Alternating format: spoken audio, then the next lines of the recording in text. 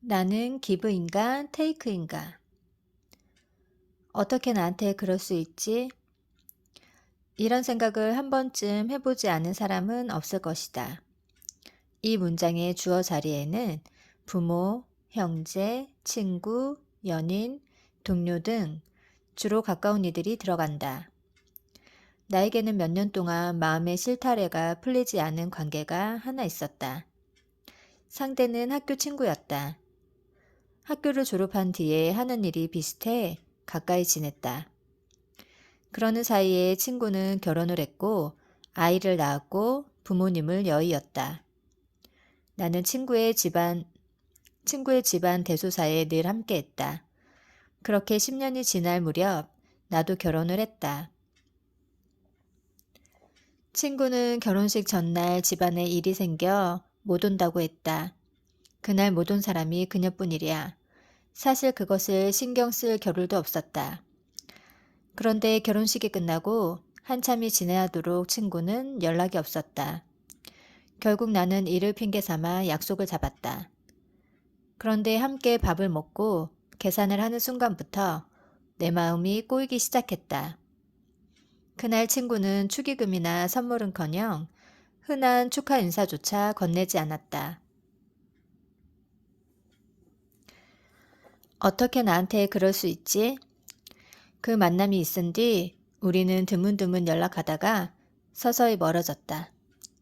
시간이 지날수록 어떻게 나한테 그럴 수 있지라는 마음은 희미해졌고 그 사람은 나를 친구로 생각하지 않나 보다라고 선을 긋게 되었다. 어쨌든 그 일은 상처가 되었고 인간관계에 회의감도 주었다. 한편으로는 연인처럼 마음이 식어버린 것도 아닐 텐데 그 친구가 왜 그랬는지 이유가 알고 싶기도 했다.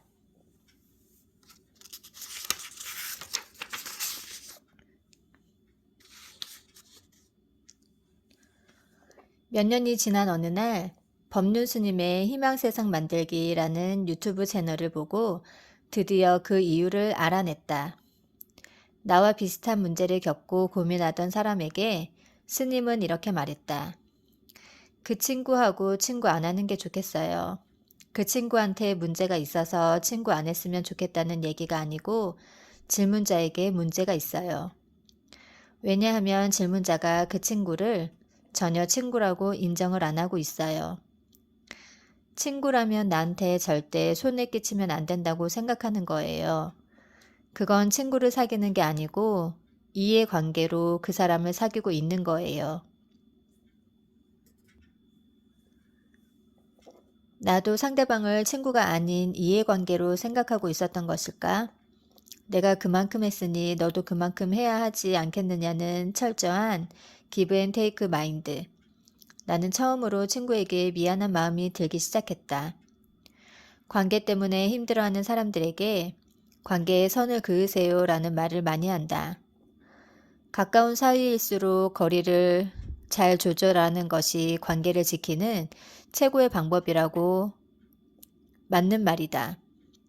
그래야 나와 타인을 분리해서 생각하여 상처를 덜 받고 관계도 건강하게 지속할 수 있다. 그런데 거리나 선을 내가 편한 대로 잘못 이용하는 데서 문제가 생긴다. 나는 그 친구와의 관계를 이해관계로 여겼으면서 그에게는 진심 어린 사랑과 우정을 바랐다. 연애를 할 때는 어떤가? 나는 이해관계에 패를 들고 있으면서도 자신은 사랑이라고 우기지만 상대방은 사랑과 우정의 패를 들기를 바라다가 상처를 받았다. 나는 사랑인데 상대는 그렇지 않을 때도 마찬가지다. 사회관계에서는 어떤가? 나는 벌써 사랑과 우정으로 패를 바꾸었는데 상대가 끝까지 이해관계의 패만 내놓을 때 상처를 받는다. 나는 이해관계인데 상대는 그렇지 않을 때도 관계가 잘 이어지지 않는다. 우리가 맺고 있는 모든 관계에 똑같은 선을 그을 수는 없듯이 상대방도 관계 범주를 여러 개 갖고 있다.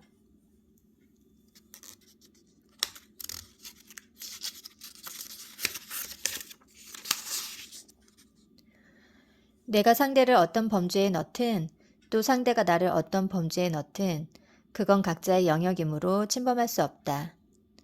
좋은 관계란 무엇일까? 서로가 서로를 같은 범주 안에 넣는 관계이다. 그러나 이보다 더 성숙한 관계는 서로가 다른 범주임을 알면서도 지속하는 사이이다. 나는 사랑과 우정인데 상대는 이해관계라도, 나는 이해관계인데 상대는 사랑과 우정이라도 상처받지 않아야 어른의 관계이다. 이런 관계는 세월이 쌓이면서 굳이 성 같은 것을 생각하지 않고도 좋은 관계로 발전될 가능성이 크다. 내가 그 사람을 어떻게 생각하는지 들여다보아야 한다. 내 생각만 잘 알고 있어도 모든 책임을 상대에게서 졌다가 관계가 틀어지는 일은 막을 수 있다. 아무 일도 없을 때는 관계의 속살이 잘 드러나지 않는다. 어떤 문제가 발생했을 때 관계의 진짜 속살을 보게 된다.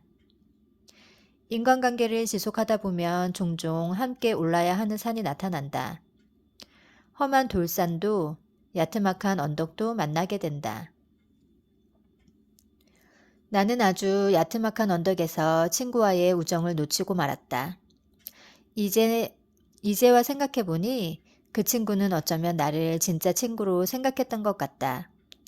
아쉽지만 큰 것을 배웠으니 되었다.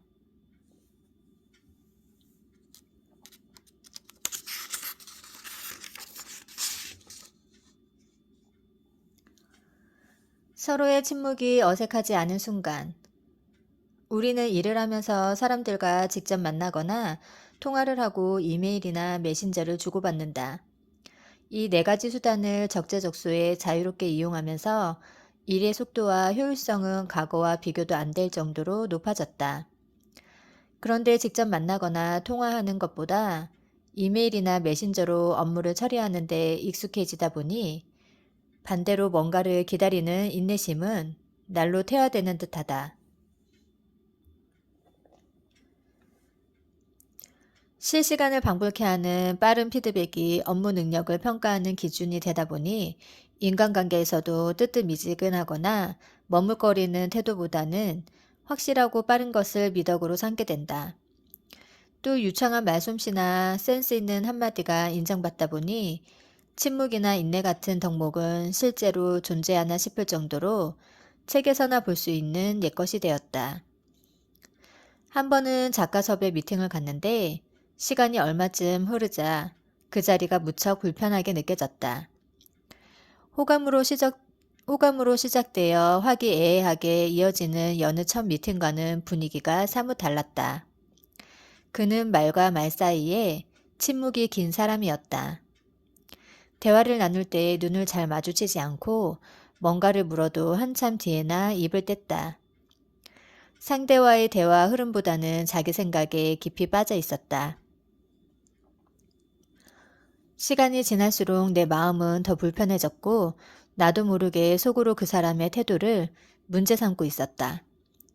미팅이 끝날 무렵 나의 짧은 생각이 섣부른 오해였음을 알아차렸지만 돌아오는 내내 마음이 찜찜했다. 그가 아닌 나 때문이었다.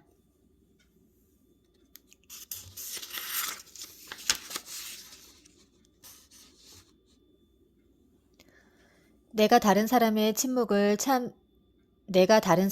침묵을 참을 줄 모르는구나. 내가 왜 다른 사람의 침묵이나 주저함을 참지 못하게 되었는지를 곰곰이 생각해 보았다.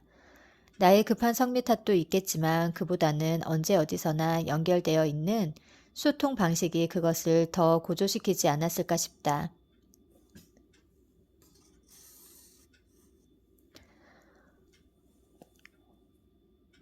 언제부터 대화하거나 메시지를 주고받을 때 공백이 생기는 것이 불편해졌을까?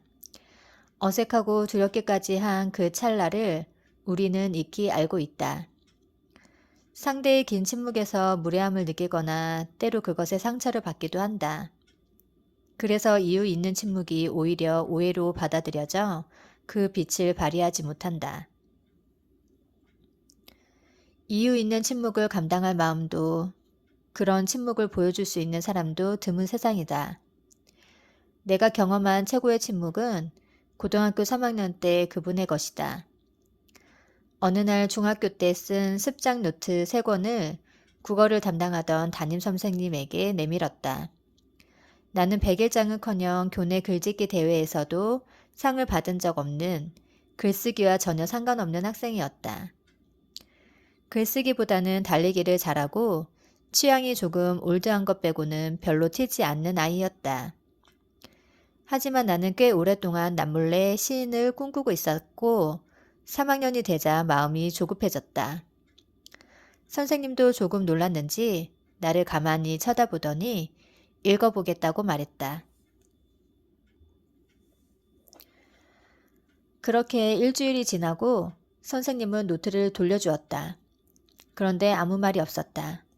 정말 한마디도 없이 노트만 돌려주셨다. 칭찬이나 격려,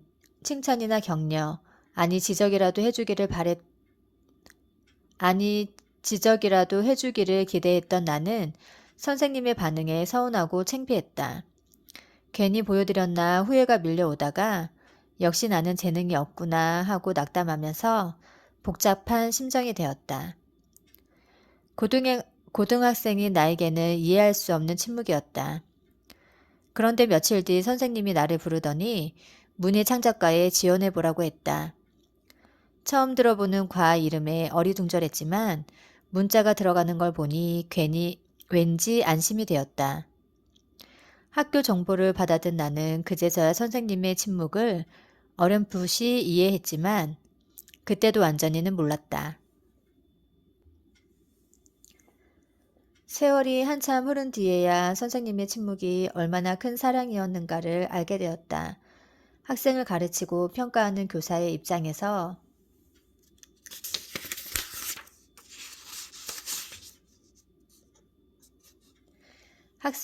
학생의 습작에 대해 침묵을 지킬 수 있는 것은 큰 내공이 있기에 가능한 일이었다. 그것도 수십 년이 지난 뒤에야 받아들일 수 있을 만큼의 깊은 침묵이었다. 나는 이제 그때 선생님의 나이가 되었다. 나이가 인격이나 품위를 보장해 주지 않듯 나는 침묵보다는 제잘거리는 것에 익숙한 사람이다. 말하기를 좋아하며 서로의 말이 풍성하게 오가는 대화를 더 선호한다. 실은 말하기 위해 듣고 말하기 위해 생각한다. 때로는 말하기 위해 행동하는 것 같다. 그럴수록 고요와 침묵이 간절해지지만 생각처럼 되지 않는다. 나 스스로 침묵하지 못하면 상대방의 침묵도 견디지 못하고 부정적으로 인식하기가 쉽다. 대화를 할 때 기다려주는 것은 실은 엄청난 내공이다. 그것은 단순히 다른 사람을 기다려주는 게 아니기 때문이다. 자기 자신을 기다리는 일이기도 하다. 평소에 조용히 사색하고 침묵할 줄 아는 또 그런 자신을 충분히 기다리는 사람만이 다른 사람에게도 그런 미덕을 베풀 수 있지 않을까? 하루 24시간 중에 조용히 나 스스로에 대해 생각할 수 있는 시간이 얼마나 될까? 수도자들처럼 거창한 수행은 못하더라도 그저 외부의 방해 없이 가만히 멍 때릴 수 있는 시간조차 갖기 쉽지 않은 게 현대인의 일상이다. 일부러 이른 새벽이나 늦은 밤에 깨어있고 휴대전화를 일정 시간 꺼놓거나 자동차 안에서 홀로 앉아있는 것, 걷기 여행을 떠나거나 종교 수행 프로그램에 참여하는 일들, 모두 고요와 침묵에 목마른 사람들의 간절함이다. 노르웨이의 탐험가이자 변호사인 엘린 카게는 자기만의 침묵에서 고단하고 소란한 일상생활 속에서 자신을 지킬 수 있는 유일한 방법은 내면의 침묵에 도달하는 것이라고 말했다. 나아가 서로의 침묵을 이해하는 것이야말로 최고의 소통 방법이라고 덧붙였다. 나에게 성공은 우리가 침묵 속에서 함께 앉아 있을 때이다. 당신이 침묵하고 있을 때 파트너가 당신을 이해하지 못한다면 당신이 말을 할 때 파트너가 당신을 이해하기는 더 어렵지 않을까?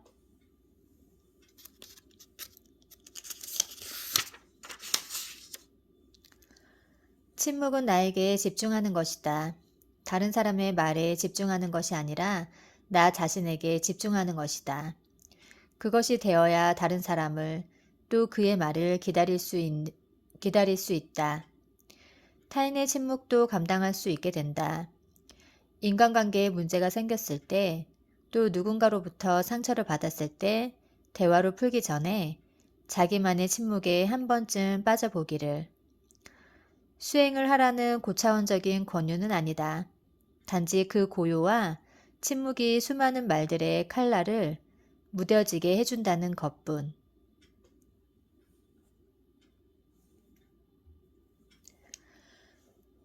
격가지는 버리고 본심에 집중하려면. 중고등학교 시절 선생님들의 인기는 수업 스타일에 따라 좌우되었다. 혼자서 쏟아내듯 쉬지 않고 말하는 선생님. 말은 최대한 줄이고 필기의 양으로 승부를 보는 선생님. 아이들의 혼을 쏙 빼놓을 만큼 재미있는 선생님. 늘 화가 난 목소리로 말하는 선생님. 이야기꾼에 가까운 선생님. 1초의 빈틈도 없이 오직 수업에만 열중하는 선생님 등 해당 과목이나 교사의 성격에 따라 다양했다.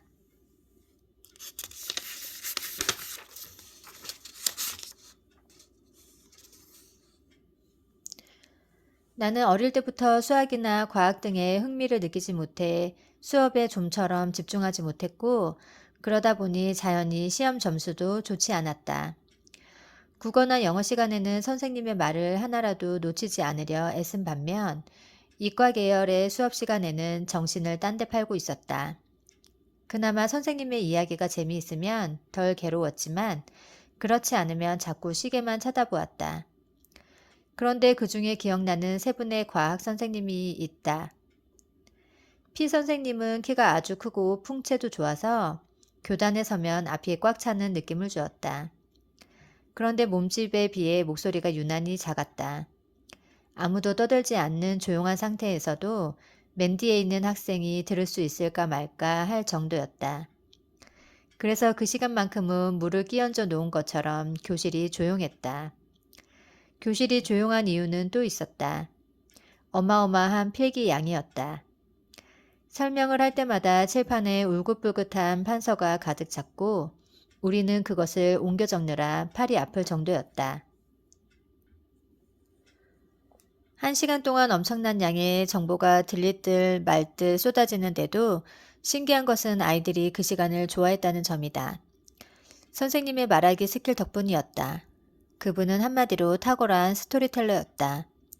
생물에 관련된 이야기를 속삭이듯 조곤조곤 들려주었고 한눈에 확 들어올 정도로 짜임새 있게 구성된 판서 실력도 대단했다. 서울대 출신에 아는 것 많고 누구 못지않게 열심히 가르치는 K 선생님도 있었다. 하지만 안타깝게도 반 이상의 아이들이 그분의 열정을 따라가지 못했다. 선생님은 우리에게 하나라도 더 가르치기 위해 쉬지 않고 말했지만 아이들은 더 멍해져 갔다. 그럴수록 선생님은 같은 말을 여러 번 반복해서 했고 원래도 큰 목소리의 볼륨을 한참이나 더 키웠다. 1시간 내내 진지한 얼굴로 오직 자신이 전달해야 하는 수업 내용에만 집중했던 선생님의 모습이 지금도 눈에 선하다. L 선생님은 평소 조용한 성격이었고 수업 시간에도 말을 많이 하지 않았다. 수업 내용은 방대했지만 칠판을 쓰는 양은 적었다. 선생님은 말을 아끼는 대신 우리에게 실험과 체험을 시키면서 개념을 익히도록 했다.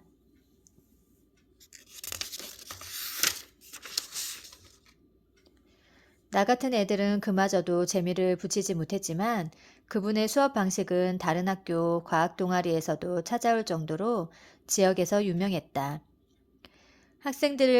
학생들을 잘 가르치고 싶은 마음은 세 선생님 모두 같았을 것이다. 하지만 그것을 전달하는 방식이 달랐다. P 선생님은 전략을 세워 아이들의 집중도를 높였고 K 선생님은 가장 똑똑했지만 오직 내용에만 집중했고 L 선생님은 설명은 줄이고 실험과 체험을 늘렸다. 대화를 나눌 때 가장 중요한 것은 무엇일까? 상대방과 관계를 잘 유지하면서 나의 본심을 전달하는 것이다. 그런데 전달 방식이 아닌 내용에만 집중하다 보면 말이 길어지고 같은 말만 반복하게 된다. 상대방을 생각하지 못하고 오직 자신이 전달해야 하는 내용에만 신경을 쓰는 것이다. 전달이 안 되는 것 같으면 괜히 목소리만 키운다. 상대방이 내 말을 알아듣지 못하는 것 같아 내심 감정이 상하기도 한다. 그럴수록 전달력은 더 떨어지게 되어 있다. 나는 책을 기획하고 편집하는 일을 하는데 정말 맡고 싶지 않은 1순위 원고가 있다. 필요 이상으로 길게 느려 쓴 원고이다. 보통 그런 원고들은 내용이나 논리가 빈약하고 정리가 덜 되어 있는 경우가 많다. 빈약한 내용을 채우다 보니 같은 말이 반복되고 머릿속에서 정리가 덜 된 채로 써서 그런지 계속해서 글이 길어지는 악순환이 벌어진다. 이렇게 쓰는 것에만 집중하다 보면 내용이 어떻게 전달될 것인가를 놓치게 된다. 그런 원고들은 정리하고 나면 3분의 1 이상이 삭제되거나 줄어들기도 하는데 그제야 비로소 핵심 내용이 조금 보인다. 본심을 전달하는 데 가장 나쁜 방법은 말이 반복되고 길어지는 것이다. 그럴 때는 내 말이 어떻게 요약되고 있을까라고 생각하면서 말해보면 어떨까? 그러다 보면 불필요한 말보다 본심에 집중하게 되고 그런 다음에는 그 본심의 개수를 줄이면서 전달 방법에 더 신경을 쓰게 된다. 최후에는 드디어 상대방이 보일 것이다.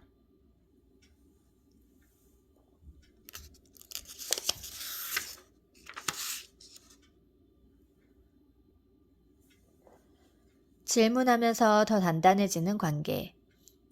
미국의 사상가이자 작가인 헨리 데이비드 소로가 어느 날 일기장에 이렇게 썼다고 한다. 오늘 나는 최고의 존중을 받았다. 어떤 사람이 내 생각을 묻더니 내 대답에 성의껏 귀를 기울여 주었다. 사람은 어려운 상황에서도 자신의 생각을 물어봐주고 대답에 귀 기울여주는 한 사람만 있다면 삶의 희망을 버리지 않는다. 그 질문이 무엇일 때 효과가 가장 클까? 단도직입적으로 당신은 어떤 질문을 받을 때 행복할까? 대답하고 싶어 입이 간질거리고 엉덩이가 들썩이게 하는 질문은 무엇일까? 조금 광범위하게 들릴지 몰라도 사람은 누군가 자신의 이야기를 물어봐 줄 때 행복감을 느낀다. 몇 년 전 국비로 가는 열흘짜리 업무 관련 해외 연수를 신청한 적이 있다. 서류 심사에 통과했다는 연락을 받고 오랜만에 면접장으로 향했다. 어떤 질문을 받을지 조금 긴장된 마음으로 순서를 기다렸고 3명이 함께 들어가 면접관을 만났다. 그곳에서 받은 질문 중에서 기억에 남는 것이 하나 있다. 회사에서 자신이 한 일 중에 성과가 좋았다고 생각하는 일을 말해주세요. 나는 잠시 생각하다가 홍보 담당 직원을 뽑아달라고 6개월간 회사를 설득한 끝에 성공하여 매출을 올린 일이라고 대답했다. 3명의 대답을 다 듣고 나서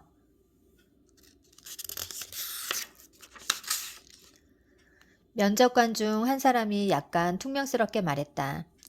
그런 것들밖에 없나? 성과치고 약하네. 오래전 일이라 면접관이 한 말이 정확하게 기억나는 것은 아니지만 성과라기에는 너무 소소하다는 것이 핵심이었다. 이 말에 다른 면접관들은 희미하게 웃었고 우리 셋은 겸연쩍은 표정을 지으며 그를 멀뚱멀뚱 쳐다보기만 했다. 이것은 어디까지나 비즈니스 면접이고 그 면접관 입장에서 홍보 담당 직원을 새로 뽑아 팀에 배치하여 매출을 올린 일은 다른 지원자들과 비교해 약해 보일 수도 있다. 그런데 이 질문과 답변이 혹 면접장 안에서만 이루어지는가 생각해보면 그렇지 않다. 사람과 사람 사이에 질문과 답변이 수없이 오간다는 점에서 면접관이 면접과 삶은 어느 정도 비슷하다. 그러나 우리의 삶은 면접장 안에 있지 않고 그 바깥에 있다. 삶의 대화가 짧은 시간 동안 질문과 답변이 오가는 면접장이 것과 같다면 우리는 평생 서로를 이해할 기회를 얻지 못할 것이다. 면접 같은 대화가 삶의 대화로 더 성숙해지기 위해서는 몇 가지 질문이 더 필요하다. 홍보를 담당하는 부서도 아닌데 왜 그런 결정을 한 거야? 홍보팀 만들 때 사장을 어떻게 설득했어? 설득하는 과정에서 속상한 일은 없었고, 다른 직원들 반응은 어땠어? 결국 네 일이 늘어나는 건데 힘들지 않았어? 이것들은 이야기를 꺼내도록 상대를 유도하는 질문이다. 상대와 주변 사람들, 사건과 배경과 숨어있는 사연에 대해 묻는 이야기형 질문이다. 이야기를 하지 않고는 도저히 대답할 수 없는 질문이 이야기형 질문이다. 한 사람의 이야기가 들어있지 않은 질문과 대답은 이성적이지만 사람의 온기가 느껴지지 않는다. 필요한 말만 주고받아 효율적으로 보일지는 몰라도 이는 유리장 안에 박제된 동물처럼 살아있음을 흉내낼 뿐이다. 그런데 의외로 많은 사람들이 가까운 사람들과 면접관 같은 질문을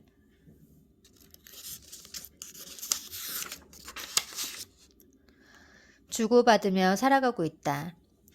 상대의 이야기를 자세히 듣는 것을 피곤해하고 그 자신도 소중한 경험과 이야기를 다른 사람에게 털어놓지 않는다.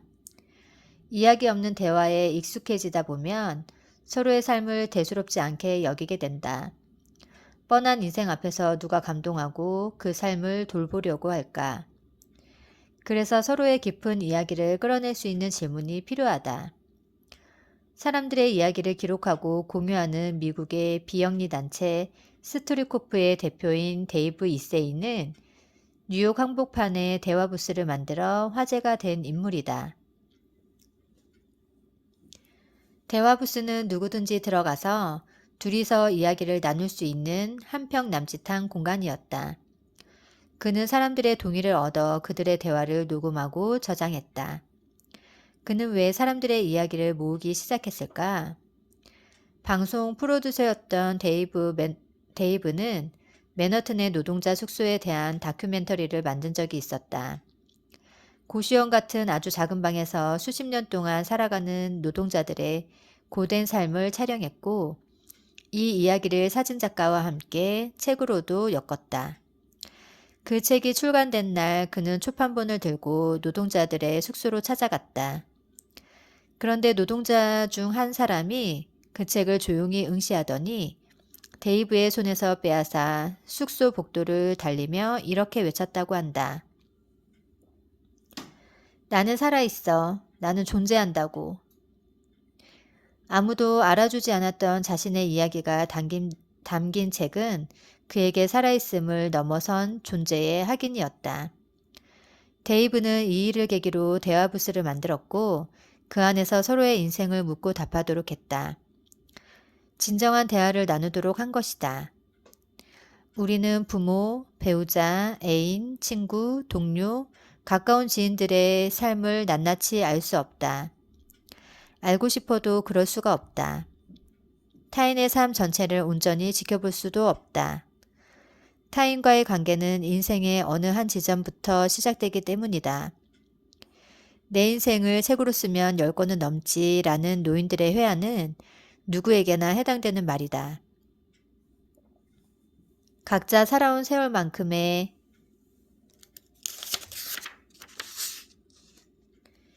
이야기를 품고 있기 때문에 더 많고 적음은 중요하지 않다. 지금 이 순간에도 가족, 애인, 친구, 동료들은 당신에게 추파를 던지고 있을 것이다. 추파는 가을에 잔잔하고 은은하게 흐르는 물결이다. 그만큼 아름다워서 은근히 보내는 눈길이나 관심을 뜻한다. 어느 날 한 번쯤은 물어봐 줄래? 그때 내게 무슨 일이 있었냐고. 리사, 혹시라도 들킬까봐 가사 중에서. 이런 추파에는 기꺼이 응하자. 나의 이야기를 가지고.